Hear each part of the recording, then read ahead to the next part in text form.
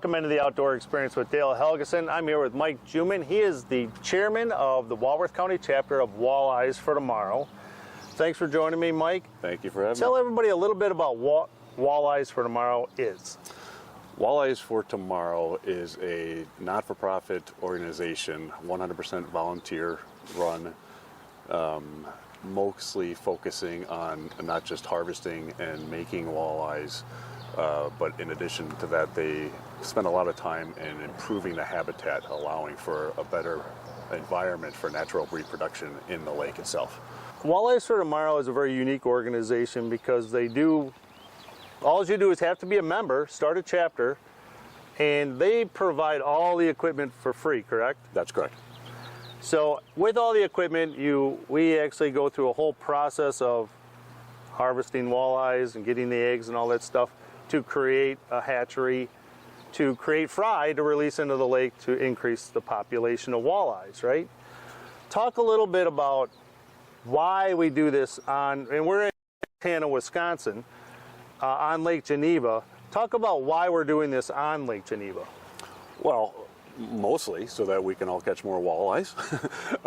I think it's going to be beneficial for years to come. Average lifespan of a walleye, 15 to 20 years. We're hoping to run this for many years and provide for a better future walleye fishery in Lake Geneva. So talk about why Lake Geneva has an issue with reproduction. Well, there's plenty of spots that are conducive for reproduction naturally in Lake Geneva. You're looking for rocks, rocky shorelines that allows for the female to drop their eggs, and those eggs would then attach to the rocks to be followed by insemination from the males. So, and the walleyes do spawn here, but we have a really bad reproduction rate, and what causes that out here? Algae growth. It's been getting worse and worse over the years, and it's to the point now where there's a good quarter inch of algae on the bottom of these rocks. So as these females are laying their eggs, they go down, and some may actually successfully attach to the egg, but unfortunately the algae bloom is so bad and getting worse that the algae will come in and basically suffocate the egg, thus not allowing the fry to hatch. So and what that does is it really lowers the population of the walleyes because they're not hatching out. And when that happens, we have to find ways, a lot of Department of Natural Resources do stockings. Talk a little bit about the stocking process versus what you're doing. Well, Walleyes for Tomorrow works hand in hand with the state agencies, DNR primarily, to coordinate efforts to not only improve the habitat, but to put fish in this lake. But with the fry, it's a numbers game. And with fry, we're hoping to put out roughly 5 to 6 million fry. With a 1% hit rate, you're going to be looking at 50,000 adult walleyes in a few years. Which is still a significant number if you can do it annually in conjunction with hopefully more DNR stocking. That's absolutely right. Both are needed. So let's talk about the process that you go through to harvest walleyes to get the eggs and the semen. What is the first thing you do? We shine at night. So we know a couple things already. We know that they're going to be up shallow. We know that they're going to be around rocky shorelines. Yep. There's a lot of those here in Lake Geneva. Finding the best one to make it the most efficient way, and the best way to go out and spend your time is to go out and get walleyes. You don't want to put a net in an area and come back with 5 walleye. So talk about the net. So they use a specific net called a fyke net. What does a fyke net do? Well, like I said, we know that they're shallow. So we start by driving a stake into the shoreline. One lucky gentleman has to get out and get his feet wet and get in there and put the net down. And that net extends out anywhere from 50 to 90 feet. So think of this net as something that as a female and males following the female are cruising the shoreline, they're going to come up against this fyke net, and think of it as like a chain link fence where it redirects them into a series of, I call them can't get outs, but they get funneled into another series of nets that is anchored down, and over a 24-hour period we hopefully collect those fish, and then the next morning we'll go out and harvest the fish, bring them back here for processing. So what is the process of actually harvesting the walleyes out of these nets? So we'll go out the night before, we'll put out the nets. The next day we'll come and we come up slowly and we'll pull the anchor, we'll get the boat tight, pull the net out, and the fish should be collected all in the final netting area. So you open up the net and all these walleyes are in there, then what do you do?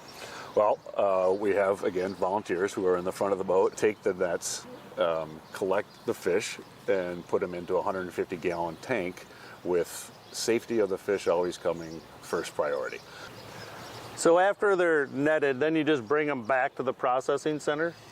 Yeah, for the most part, depending on how many you get in each net. The first net yielded about 125 walleyes, which we were all excited to see. So we'll put them in the tank and get back here as fast as we can to put them in these aerated tanks and allow another team, which is waiting up on shore, to process the fish. Do you bring all the walleyes back?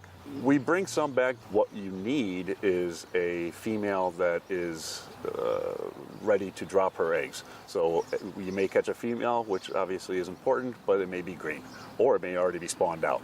So it does take some weeding through to go and get an optimal fish to allow for the processing of it. And that goes for both males and females. Once you process the fish, are they returned back to the lake?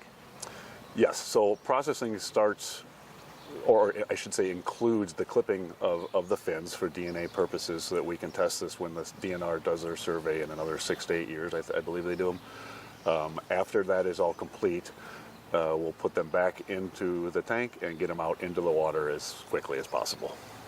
Stay tuned for more from the Lake Geneva Fish Hatchery right after this.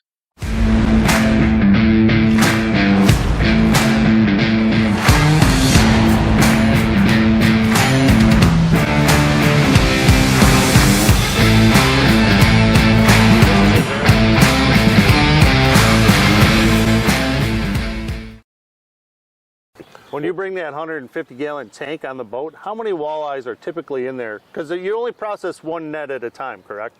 Correct. So how many are in there? We'll bring back anywhere between 75 and 125 walleyes a trip. How many are usable in the process? Well, that's the tricky part, and that's why it takes so many. Most of the males are ready to go, and we can use most of them. However, finding a female that is ready to drop her eggs is the tricky part, and the timing of that is in Mother Nature's hands. So there are times when we'll go out and get 100 males to one female, and that female may be green, meaning she's not ready to drop her eggs. What's the next step when we pull up to the dock here with all these walleyes? We're going to separate the males and the females. It needs to be a very controlled environment to make the magic happen, so to speak, where we would take the female and milk her into a dry bowl, and I'll explain later as to why that would be an important part of the process. And then the males, generally 2 to 3 males per female, so we'll generally use 2 to 3 males for every female. When we bring the fish back, safety and the well-being of these fish is the #1 priority. It makes no sense to put walleye in the lake when you're harming the walleye that are currently in the lake. So with that in mind, we take them back and quickly get them into oxygenated tanks as holding tanks. They will then select a female and males for the process. So talk about the process of harvesting, right, of the eggs and the semen. So when you go to harvest so we'll take the males first. What's the process for that? Well, I think it's important to note that there's a timing issue involved with this. So once the sperm and or the eggs hit water, the eggs have 90 seconds to receive the semen from the male walleye. The male has roughly 15 seconds to find that egg. Once we combine them together, we'll also add fresh lake water, stir them for 90 seconds, hoping to make the introduction, so to speak, where the sperm would then be able to find an egg and make it happen. So how do you milk a walleye, a male walleye? Or harvest the eggs? Right. You're generally just working the belly of the female, where the eggs would be disseminated into the dry bowl. And what about the semen from the males? Very same process, just a different result. So once you put the semen and the eggs together and you add water, you basically, what do you have to do then? We then add a product called bentonite clay. And what that does is coats the eggs, and thus allowing them not to be sticky. In nature, you want these to be sticky because they need to stick to the rock until they become fry and swim away and be healthy walleye. The way we're doing it in a hatchery, they would tend to be stuck together and you get clumping and whatnot. So the bentonite clay provides the ability for us to hold 320,000 eggs in a container without getting stuck together and clumped. What happens if they stick together, even in the troughs there, the little tanks? Well, they'll suffocate and die. Okay. Basically. Well, and that's why the clay is added, so they stay free. Correct. So when watching the mixing process, talk about, they used either it was like a painting sponge, Right.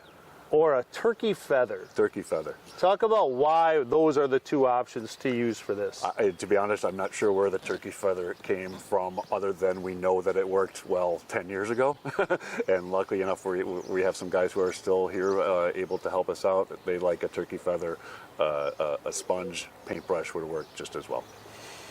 Once the eggs are inseminated, hopefully, what is the next step of the process? After the bentonite clay is coating the eggs, we then bring them inside to the hatchery, or what they call a wagon wheel, and we have 19 containers inside, and we continue the process of netting the fish, collecting the fish, processing the fish, and putting them into these 19 containers. So once you get the eggs and the semen mixed together, you got somebody mixing that stuff. What happens to the walleyes right after you extract that from them? We want to get that fish back in the water as soon as possible. So we take a fin clip of both the male and the female, put it in a container with alcohol, send it to Stevens Point, where they'll be able to keep and record DNA samples from both the males and the females that are creating the fry. What is that DNA used for? Well, it's to better understand years down the road where that walleye came from. Could it be natural reproduction? Could it be the DNR stocking? Or could it be from hatcheries such as this? So once they get their fins clipped, they go into a holding tank. Then what happens to them? Well, we try to get them back into the water as soon as possible. And then do you just take the fish out and just let them go in one spot, or do you just put them around the lake? There's a lot more thought behind where we put the fry than the walleye themselves that we brought in for processing. Most importantly, they're going to be okay as long as they are in the water as quickly as possible. Stay tuned for the rest of the show right after this.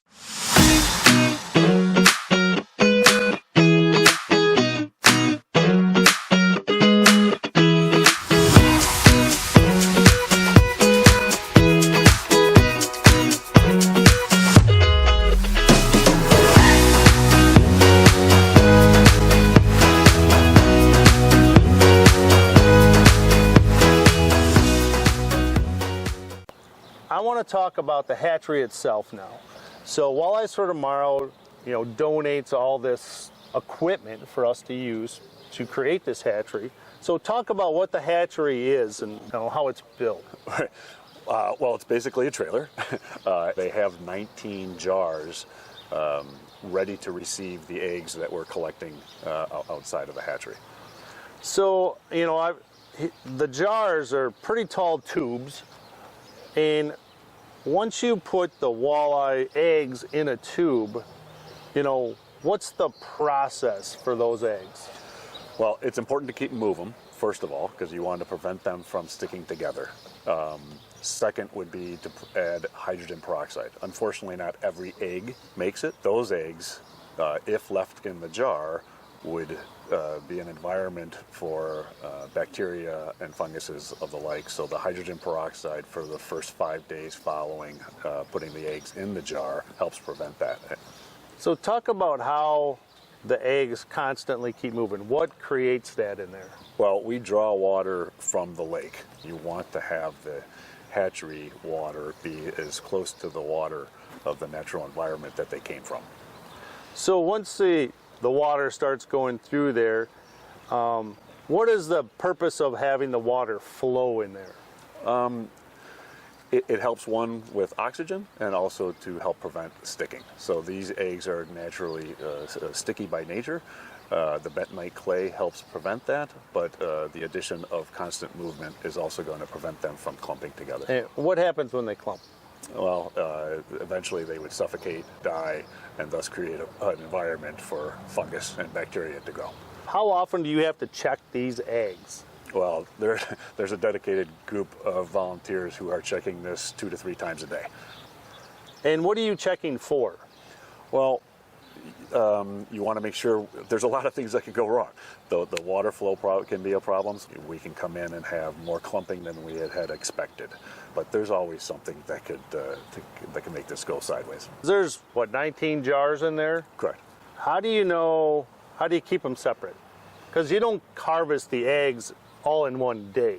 So when we put them in there, we'll put a date on there as well. That helps keep track of the amount of days consecutively that we're putting in the hydrogen peroxide, as well as to help us better predict when they're going to hatch. So when the eggs start off, the little yellowish egg, after how many days before they start changing color? You know, it varies. Again, that's just a step of maturity to becoming a fry.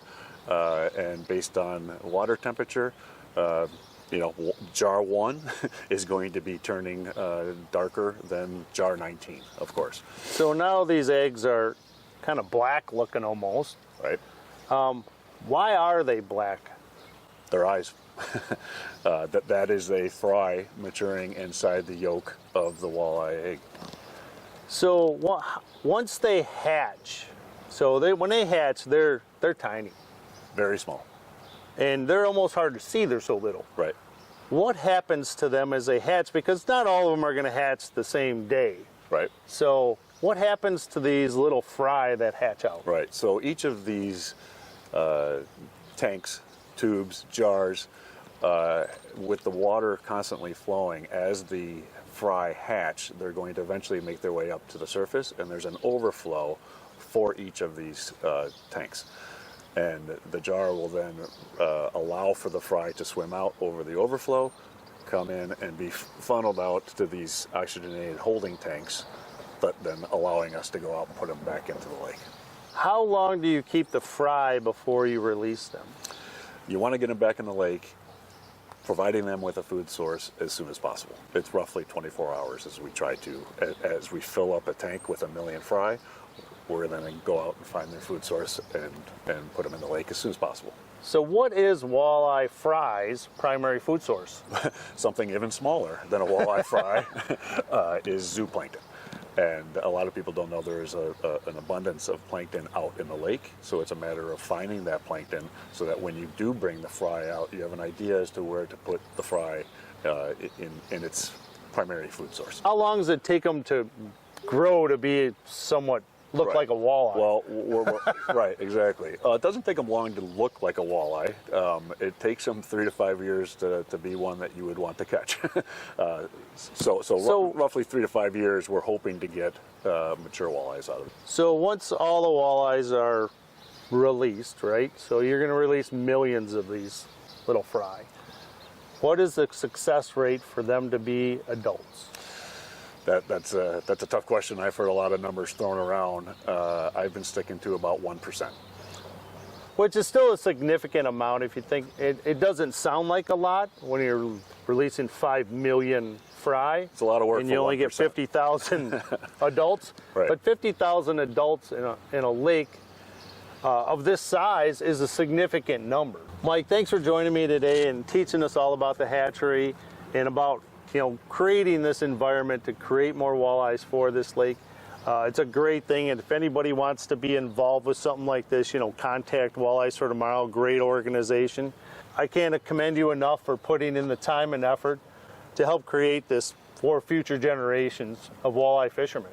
So I want to thank you and thanks very much. Taking the time. Appreciate you having me on. Make sure to stay tuned for more right after this. The Outdoor Experience with Dale Helgeson is sponsored by Ionic Lithium Batteries. Get the battery of tomorrow today.